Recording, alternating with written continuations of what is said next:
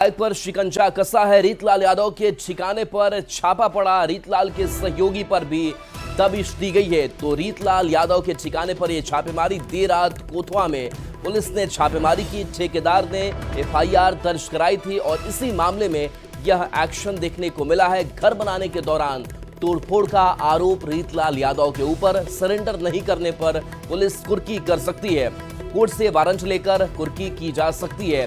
तो बड़ी खबर बता रहे हैं, जहां रीतलाल यादव जो आरजेडी के विधायक हैं, उन पर अब शिकंजा कसा है। रीतलाल यादव के ठिकाने पर छापेमारी देर रात की गई है।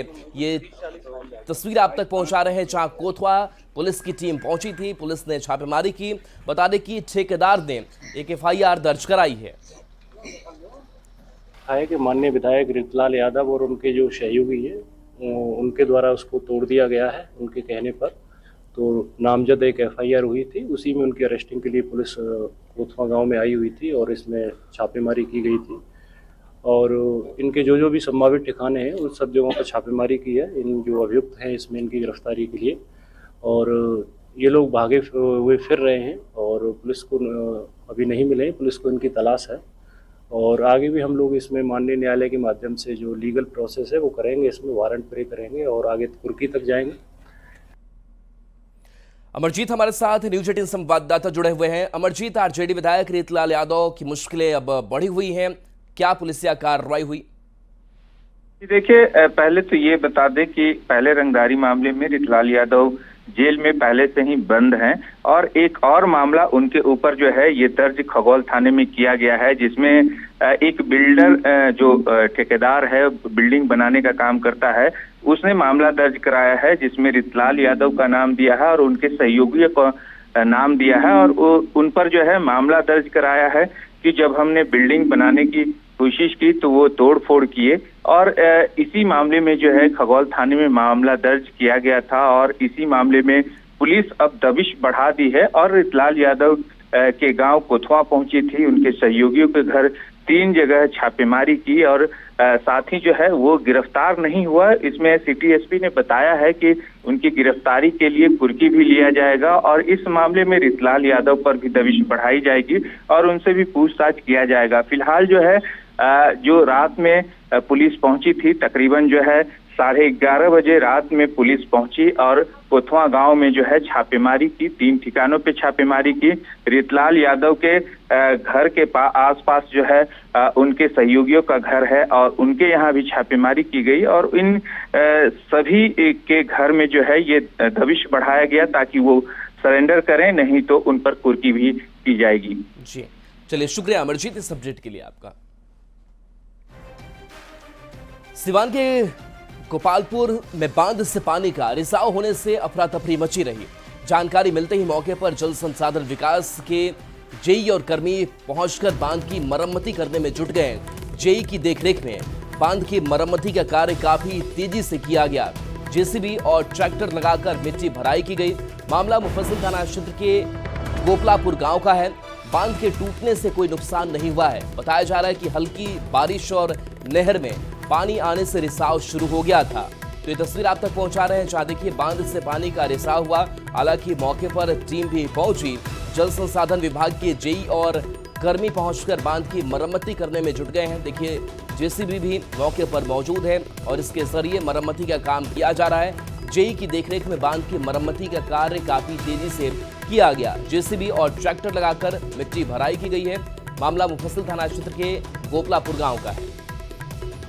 बना हुआ है, सब नाल बंधा हुआ है, देख रहे हैं, सामने देख रहे हैं। अरे कितना दिन पहले ये काम हुआ था? देख रहे हैं, 6 महीने नहीं हुआ, से लगा काम होने के बाद नहीं है, पानी 6 चला महीने के पहले तब होगा। 6 महीने पहले हुआ था। 6 महीने में टूट गया। 2 महीना टूटेगा कहीं नहीं सर, ये पानी है। पानी कल परसों आया है भैया, खुला है, ये कोई ऐसी नहीं है। 6 महीने पहले काम हुआ ये था। गाड़ी है, घोड़ा नहीं है, जहाँ ब्रेक मारे कहीं रुक जाएगा। अच्छा, किसका खेत है वो पता चल पाया? पूरा गोपलापुर का बीज इधर ही मतलब उपजता है। इधर से मतलब अलग अलग साइड में रोपा लेकिन ये लोग तो कह रहे हैं कोई नुकसान ही नहीं हुआ है। पूरा नुकसान हुआ। आप चलिए अभी दिखा रहे हैं आपको। कितने का नुकसान हुआ होगा? मान लीजिए कि पूरा गोपलापुर के लोग उधर ही बिया डालते हैं, पूरा उधर ही। मृत्युंजय हमारे साथ न्यूज 18 संवाददाता जुड़े हुए हैं। मृत्युंजय, बांध से रिसाव अब कुछ कम हो रहा है? ये पूरा मामला गोपलापुर गांव के पास की है, जहां अचानक नहर में तेज पानी के बहाव के कारण रिसाव हुआ। रिसाव के कारण यह नहर का बांध टूटा। हालांकि जब नहर के बांध टूटने की खबर प्रशासन को मिला तो जल विभाग की टीम वहां पहुंची और रात तक मशक्कत के बाद बांध को बांध लिया गया है। कई जेसीबी लगाया गया, वही अधिकारियों की टीम वहां पहुंचकर रात तक बांध लिया गया है। अब पूरी तरह से नहर का जो बांध टूटा था वो बांध लिया गया है, लेकिन थोड़ी देर के लिए वो गांव में अफरा तफरी का माहौल हुआ, चूंकि रिसाव से गांव में पानी घुसने लगा था, जिसके बाद इस सूचना पर वहां की टीम पहुंची। टीम पहुंचकर बांध को पूरी तरह से मरम्मत कर लिया। जी चलिए, शुक्रिया मृत्युंजय इस अपडेट के लिए आपका। और खबर सिवान के महाराजगंज से है, जहां बाजार में भयंकर आग लग गई। ये आग पेंट की दुकान में लगी है, जिससे बाजार में अफरा तफरी का माहौल हो गया। महाराजगंज शहर मुख्यालय के मोहन बाजार स्थित आजाद पेंटर के दुकान में देर रात करीब 11 बजे अचानक आग लग गई। शॉर्ट सर्किट से आग लगने की आशंका जताई जा रही है। खबर पटना से है, जहां अपराधियों ने बाइक सवार प्रॉपर्टी डीलर की गोली मारकर हत्या कर दी। घटना गौरीशक थाना क्षेत्र के कंटाप हुवारा इलाके की है। मृतक गौरीशक थाना क्षेत्र के हंडीर गांव का अंजनी कुमार सिंह था, जो भोज खाकर अपने घर लौट रहा था। इसी दौरान अपराधियों ने उसे गोली मार दी। फिलहाल पुलिस अपराधियों की पहचान और उनकी गिरफ्तारी के लिए छापेमारी कर रही है।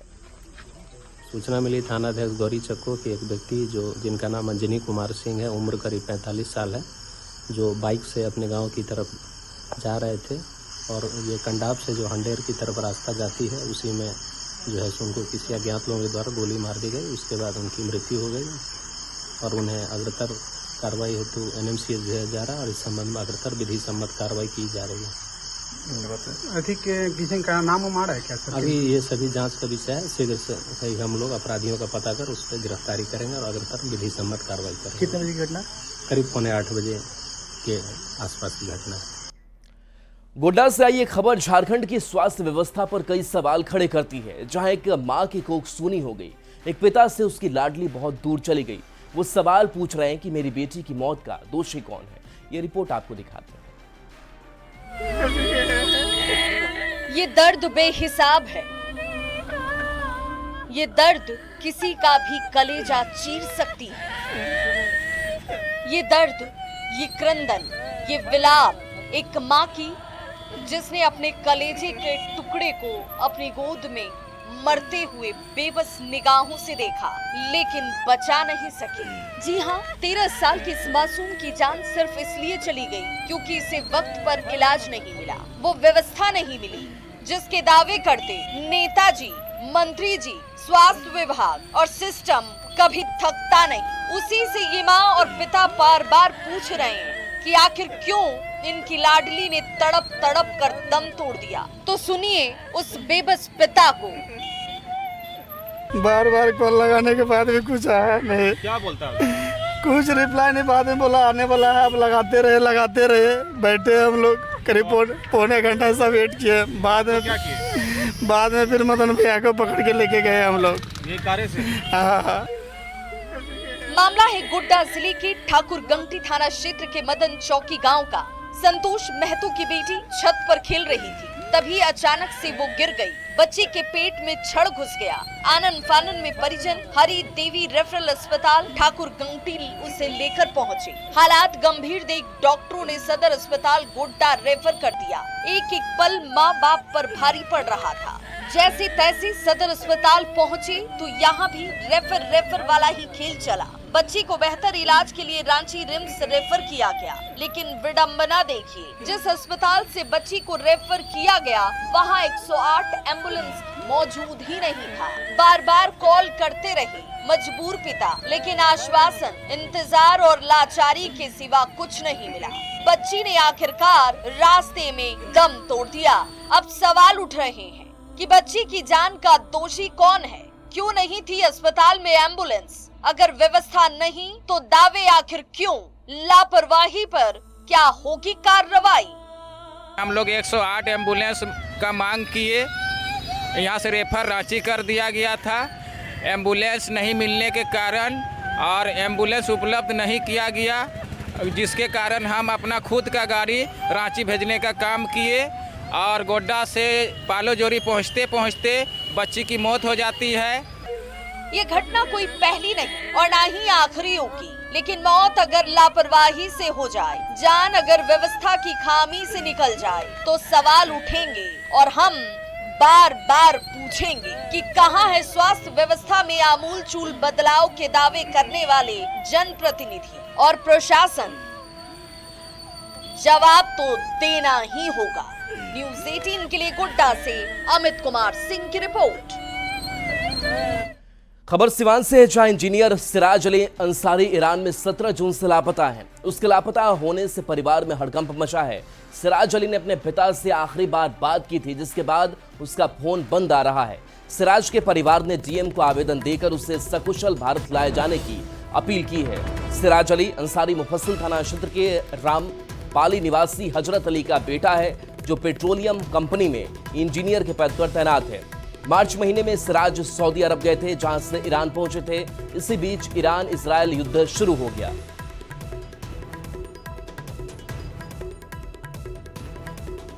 शाम को फिर 17 जून को शाम को बात हुआ, उसके बाद पूरा कांटेक्ट खलास हो गया। कंपनी ये बोल रही है कि हम इंडिया एम्बेसी से कांटेक्ट कर रहे हैं और हम जल्दी फ्लाइट करने की कोशिश करेंगे। तो हम निवेदन जिला मजिस्ट्रेट को भी दिए हैं और हम भारत सरकार से मैंने अपेक्षा करते हैं कि जल्द से जल्द मेरा बच्चा और जो भी इंडिया के आदमी हैं उनको वापस आए। सब बच्चों को खतरा है। हम लोगों से 17 जून को लास्ट में बात हुई थी, उसके बाद कांटेक्ट खत्म हो गया। उनके पास व्हाट्सएप ईमो सब बंद है, नेट भी उधर का बंद सरकार किया है, तो कोई कांटेक्ट नहीं हो रहा है। ईरान में फंसे हुए हैं। 17 तारीख को लास्ट में बात हुई थी उससे, उसके बाद उससे कोई भी कांटेक्ट नहीं हो रहा है और युद्ध बढ़ता जा रहा है। बहुत परेशानी है, वो लोग सब डरे हुए हैं। खबर छपरा से, जहां साढ़ा रेलवे ओवरब्रिज पर लाइट्स के लिए लगाए गए खंभे किसी बड़े हादसे को संकेत दे रहे हैं। इन खंभों के नट बोल्ट गायब हैं और इसको देखने वाला कोई नहीं है। खंभों के नट बोल्ट गायब होने से लोगों में दहशत का माहौल है। ज्यादा जानकारी दे रहे हैं संवाददाता संतोष गुप्ता। हादसे के बाद जांच शुरू होती है, लेकिन हम अभी जो तस्वीर दिखाने जा रहे हैं वो एक बड़े हादसे की संभावना को व्यक्त कर रहा है। आप देख सकते हैं कि छपरा का जो रेलवे ओवरब्रिज है, साढ़ा रेलवे ओवरब्रिज है, यहाँ पे लगाए गए लंबे बड़े बड़े खंभे लगाए गए हैं ताकि रोशनी हो सके। लेकिन इन खंभों की स्थिति देखिए, इन खंभों से जो ये नट बोल्ट है ये गायब हो चुके हैं। ये देखिए, ये एक नट यहाँ है, एक नट यहाँ है, ये दोनों नट गायब है। जो देख रहे हैं कि नट खुला हुआ है, तो क्या हादसा हो सकता है? कभी भी गिर सकता है। क्या हो गया इसमें का नट गायब है, दो नट गायब है। दो नट गायब है। किधर लटका हुआ है? आपको पूरा दिशा की तरफ। अगर गिरता है तो किस तरह की हानि हो सकती है? बहुत तरह की हानि हो सकती है। किसी का एक्सीडेंट हो सकता है, किसी का चोट लग सकता है। और उसके ठीक नीचे देखिए आपकी रिहायशी इलाका, वहाँ से गाड़ियाँ जाती है। अगर ये पोल गिरता है तो कई लोगों की ज़िंदगी खतरे में पड़ सकती है। ये हालात तब है जब यहाँ पे नगर निगम के अंदर में ये पूरा मेंटेनेंस का काम चलता है। यहाँ पे जो रंगीन लाइट्स लगाए गए हैं नगर निगम के अंदर में आते हैं, और कहीं ना कहीं इस जो पूरे तमाम पुल है, पुल के ऊपर चारों दोनों तरफ जो लाइट्स लगाए, उसमें कई जगहों पर इसकी ये तस्वीर देखी जा सकती है। तो ये एक बड़ी लापरवाही है, और जब हादसा होगा तो निश्चित तौर पर इसकी जाँच कराई जाएगी। लेकिन हादसे के पहले इसे देखने वाला कोई नहीं है। और हम एक बार फिर छपरा नगर निगम या इससे जुड़े उन अधिकारियों का ध्यान आकृष्ट कराना चाहते हैं कि इस बड़े हादसे को रोका जा सके। इन जो पुल पर जो लाइट्स लगे हैं, कई जगह पर नट बोल्ट गायब है, जो किसी बड़े खतरे की संभावना को बता रहे हैं। संतोष गुप्ता, न्यूज़ 18 छपरा। खबर कटिहार से है, जहां रेलवे अधिकारियों के आवासीय इलाके में लगातार चोरी की घटनाएं हो रही है। रेलवे अधिकारी ए.के. सिन्हा के घर को चोरों ने निशाना बनाया और घर में रखा कीमती सामान लेकर फरार हो गए।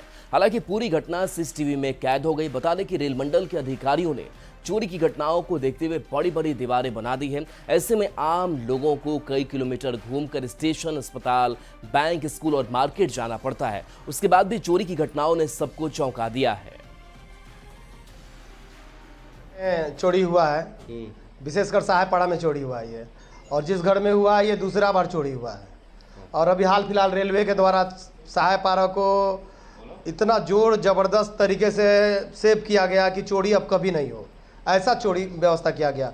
दीवार 6-6 फीट 7-7 फीट का दीवार दिया गया। आम आदमी का प्रवेश निषेध कर दिया गया।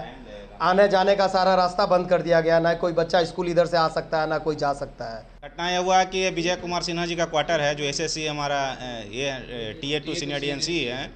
और हमको प्राप्त जानकारी के अनुसार में हुआ कि एक यहाँ पर सोने आते हैं स्टाफ, तो वो अपने इंचार्ज जो है विष्णु साहब हैं, एसएससी साउथ के इंचार्ज हैं, उनको फ़ोन किया गया कि जो हम सोने आ रहे थे सर, तो सामने से दरवाज़ा टूटा हुआ है।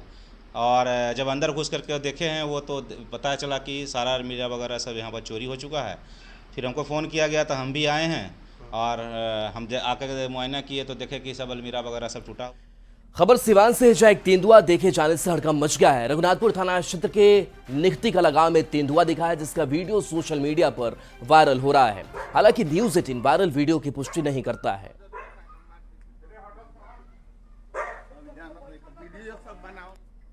मोतिहारी के रक्सौल से पकड़ा गया इराकी नागरिक फौजी हामिद अल बयाती के बारे में पुलिस को कई अहम सुराग मिले हैं। इराकी नागरिक इससे पहले भी 2 बार इसी महीने में टूरिस्ट वीजा पर भारत आया था। वो दुबई में एक टेलीकॉम कंपनी में इंजीनियर है, लेकिन फिलहाल इस बात का पता लगाया जा रहा है कि वो भारत में कैसे घुसा और भारत में अवैध तरीके से घुसने की मंशा क्या थी। क्रम में ज्ञात हुआ है कि ये 2 बार इस महीने में भारत आ चुके थे और इनके द्वारा बताया जा रहा है कि ये दुबई में सॉफ्टवेयर कंपनी में सीनियर टेक्निकल मैनेजर हैं। खबर पटना सिटी से है, जहां खाजे कला घाट के पास गंगा नदी में डूब रहे 7 लड़कों को एसएसबी की टीम ने बचाया। बताया जा रहा है कि खाजे कला घाट पर 7 लड़के नदी में स्नान कर रहे थे। उन्हें नदी की गहराई का अंदाजा नहीं लगा और तेज धार में सभी बहने लगे। घटना की जानकारी भद्रघाट पर एसएसबी के जवानों को दी गई, जिसके बाद सर्च ऑपरेशन चलाते हुए सभी का सकुशल रेस्क्यू किया गया।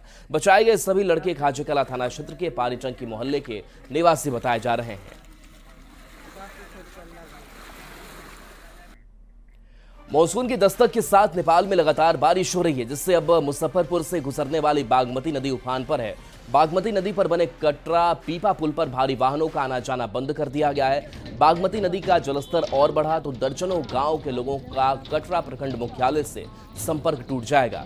ऐसे में बागमती नदी के तटबंध को पूरी तरह से दुरुस्त करने का निर्देश भी संबंधित अधिकारियों को दिए गए हैं। फिलहाल स्थिति नियंत्रण में है और तटबंधों का जायजा लिया जा रहा है।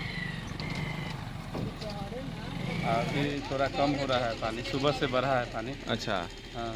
ये पीपा पुल है, इस पे लोग कैसे आएंगे जाएंगे यदि पानी बढ़ जाएगा तो? अभी भारी वाहन नहीं आएगा जाएगा, अभी छोटा वाहन है, मोटरसाइकिल पैदल साइकिल ये सब चल रहा है। अच्छा, और 2 घंटे के बाद भारी वाहन भी चलेगा।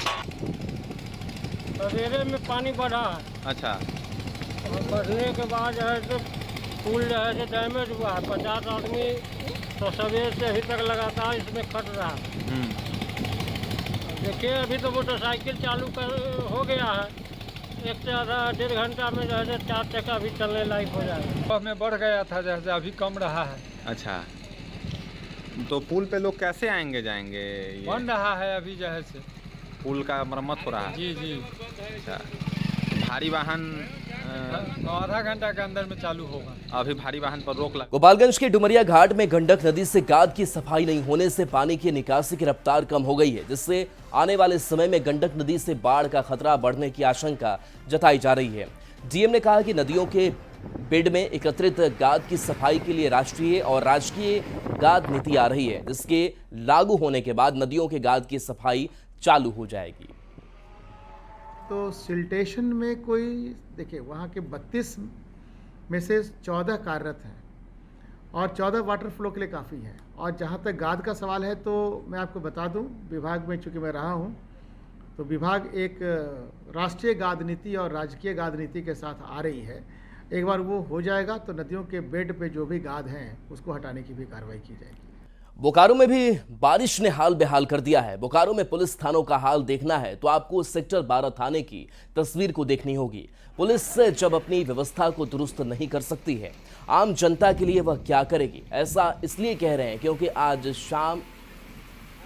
कल शाम जो बारिश हुई थी, जोरदार बारिश हुई थी, सेक्टर 12 थाने की व्यवस्था का पोल खोल कर रख दिया है।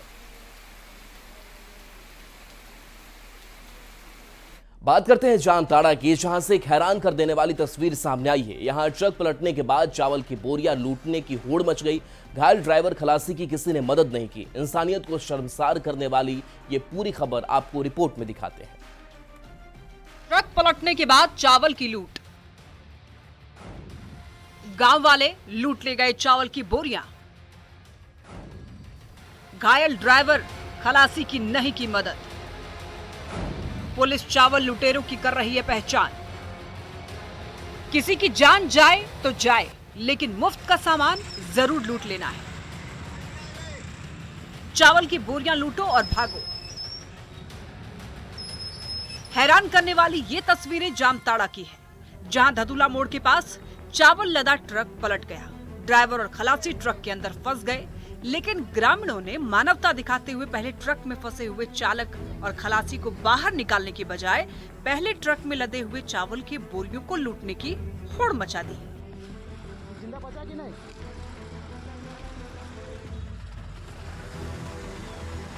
एक तरफ चालक और खलासी ट्रक के अंदर फंसे हुए थे और बाहर निकलने के लिए जद्दोजहद कर रहे थे, वहीं दूसरी तरफ ग्रामीण मदद करने की बजाय धड़ल्ले से चावल की बोरियों को लूट रहे थे।